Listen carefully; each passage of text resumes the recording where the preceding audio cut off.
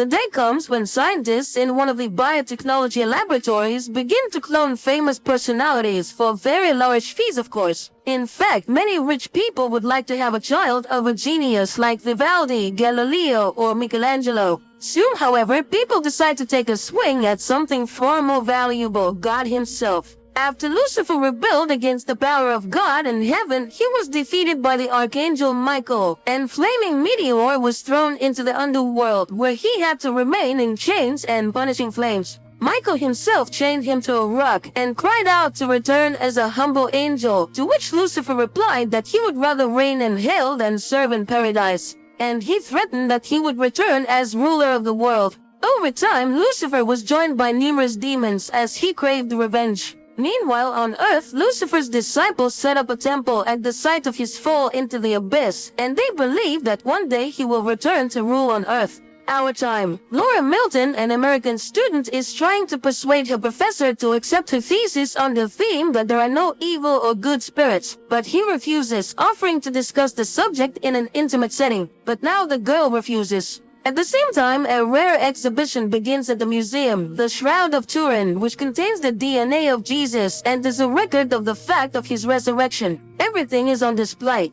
Laura enters the museum after receiving a pass, a badge from a priest she knows. Marconi explains that Christ was wrapped in the shroud the day he died, but that when he rose from the dead, his body shone so brightly that his imprint remained on the cloth. Thus, the shroud is a picture of Jesus. The priest then escorts Laura to the statue of the Archangel Michael, who has been brought to the museum to guard the shroud. The War of the Angels was the first war and the first evil, but Laura disagrees. Evil is not an external mystical force, it is a personality. And when trouble happens to loved ones, it is foolish to blame the devil. But Marconi is sure that only Michael stands between the devil and men. There are many prophecies that Lucifer will return, but the father hopes that he will not find a way out. The priest leaves to go about his business, and Laura gets comfortable and begins to draw. Suddenly, she hears her name, but no one is around. She calms down and continues to work. It's evening, and the gallery is about to close. The last group of tourists enters the museum, and while the guard is distracted for a moment, a figure in a black cloak separates from the group and makes his way through a side door.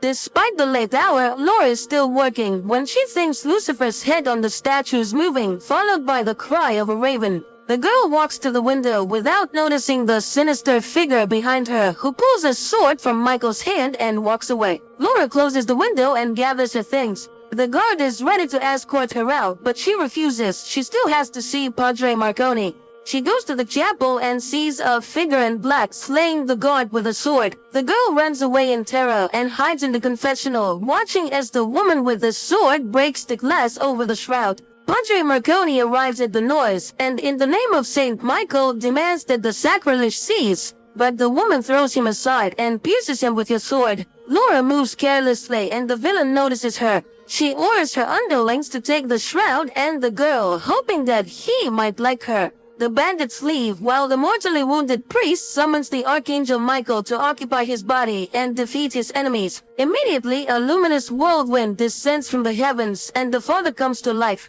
He tries to catch up with the villains, but they drive away. The plot is moved to a private auction, where one of the scientists, Dr. Laurent, explains that he has managed to create a procedure by which he can grow babies from the DNA of great men, thus resurrecting the most prominent figures in the history of mankind. And as proof, he presents the reincarnation of the great Vivaldi and his proud parents. The next lot, he presents the new Michelangelo Buonarroti, and the whole rises in a burst of delight.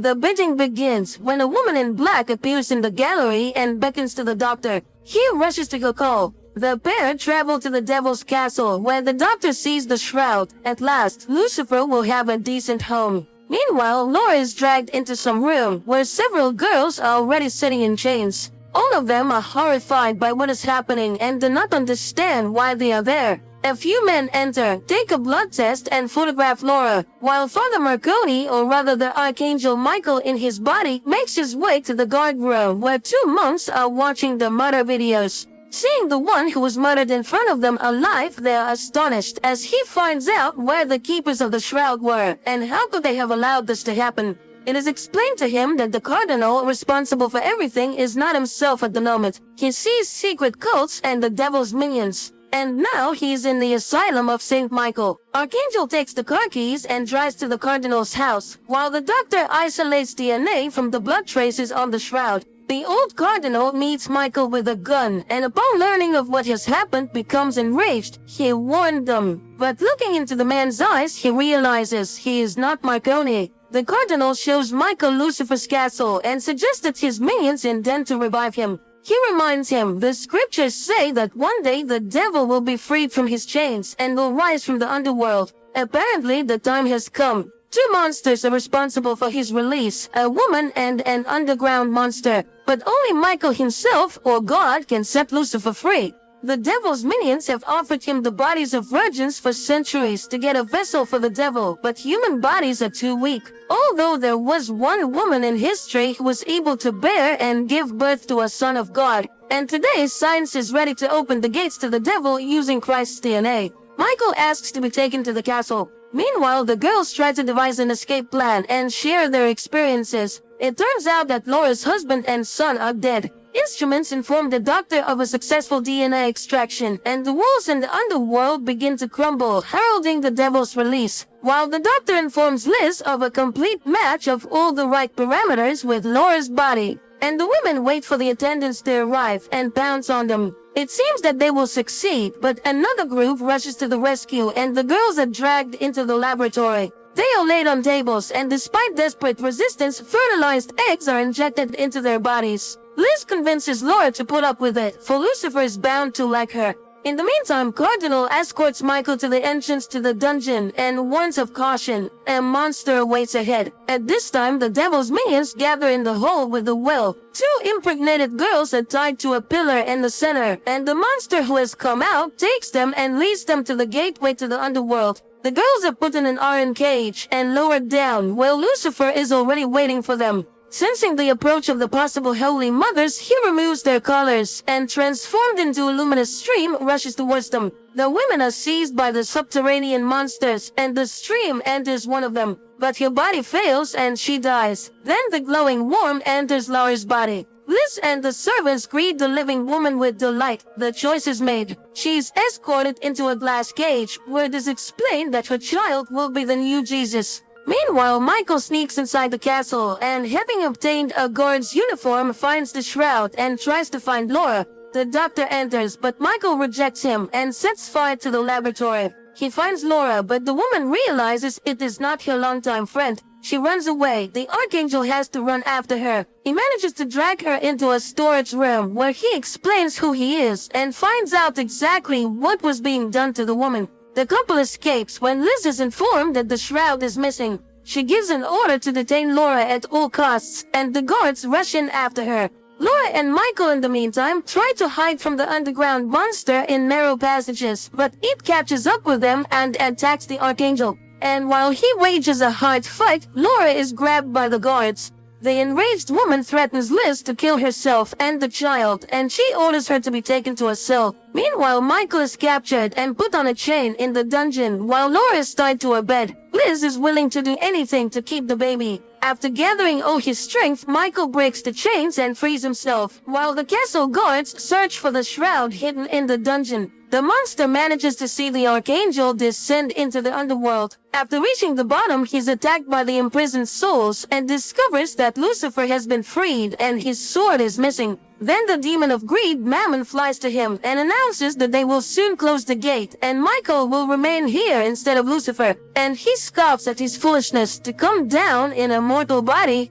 The Archangel is chained to the rock with Lucifer's sword. Laura, meanwhile, sees her child in an ultrasound, and he suddenly calls out her name. The woman wakes up terrified and sees Liz nearby, who finds out what Lucifer told her, and then tells the story of a brave warrior and a tyrant who were equals. But the tyrant wanted the warrior to be his slave, but he refused, and soon he would rise up and join the fight. Laura speaks unflatteringly of the demon, for which she is slapped in the face. After which Liz explains the transformation happening to her body by the need to make it comfortable for the divine child. But the woman doesn't want to accept her imposed role as the mother of an incomprehensible creature. Meanwhile, the people who were given to Lucifer come to Michael, pronouncing the oath, "Saved one, saved all," and questioning him about his origins. Discovering that it is Michael himself, they demand proof, but Michael needs a sword. At this point, they are attacked by demons. The men flee. Laura is again visited by the worm, Lucifer. He goes inside her.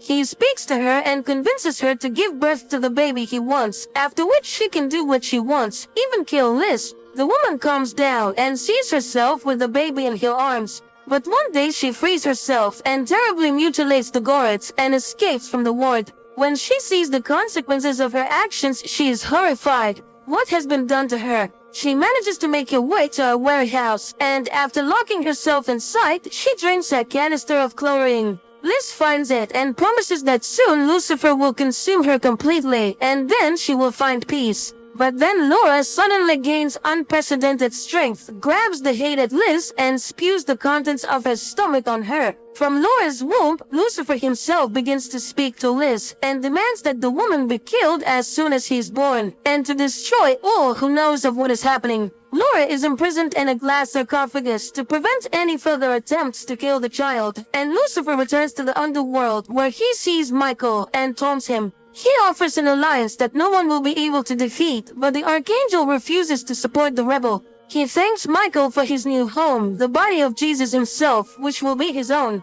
Lucifer flies away, and the Archangel suddenly realizes this is not at all what he thought. It is not the devil, but God who has chosen Laura. She will give birth to Christ, not the devil's vessel. He asks the people to bring his sword, but the demons are close, and the sword is heavy. But two men risk their lives to bring the weapon, and Michael is set free. He dispels the demons and promises to return for his saviors. Michael returns to Earth and finds the shroud. Then he goes to Laura's sarcophagus. He is horrified to see her change and tries to tell her that this child is not evil at all. It is he who will defeat the devil. But Laura gets out and throws Michael away. Then she stands over him and tells him that the waters are already breaking. Searing jets pour out on the Archangel, and he screams in pain. Losing his strength, Laura places Michael in her lap and demands that he kneel. He refuses, and the woman sinks her fingers into his neck. With the last of his strength, Michael promises that the devil will not be able to control the child. He is the one who will defeat Lucifer because the blood of Christ does not flow, and good is always stronger than evil. Enraged, Laura throws Michael aside and begins to destroy everything around her. But then the birth begins. The devil's followers gather in the castle courtyard while Liz takes the born baby away. Laura is thrown down the well, and the monster takes a chain with a sharp tip and goes into the courtyard. Liz brings the baby out and shows it to the assembled people. The end of God's tyranny has come. She orders the people to kneel and calls upon Lucifer to receive the baptism of blood. At the same moment, the monster begins to spin his terrible weapon, crushing everyone in the courtyard. At this time, Michael comes to his senses and goes out into the yard as the doctor kisses the baby and dies under the blows. Liz carries the baby away, and Michael finds Laura, who has managed to hold onto the edge of the well, and pulls her out. The pair catch up with Liz's car, and while Laura picks up her baby, Michael calls him the god who chose his mother. He asks the woman to find the cardinal and goes to the well himself. He seals the entrance to the underworld where all the demons of hell have rushed, but the monster rejects him and opens the gates again. And then Michael detonates the explosives he said earlier. The castle explodes to the great joy of the cardinal. A bit later, the cardinal and Laura with the child in her arms come to the temple and return the shroud. And Michael descends into the underworld and frees the people who believed in him. After a while, Liz observes Cardinal and Laura with a grown boy walking through the woods, and she calls the baby Lucifer. And he turns around and shows a dark jet showing out of his nose. Then he turns away. Pretty unusual film, which raises the themes of the struggle between good and evil, but viewed through the prism of the scientific achievements of our time. And some doubts arise as to whether man truly understands what he's really doing.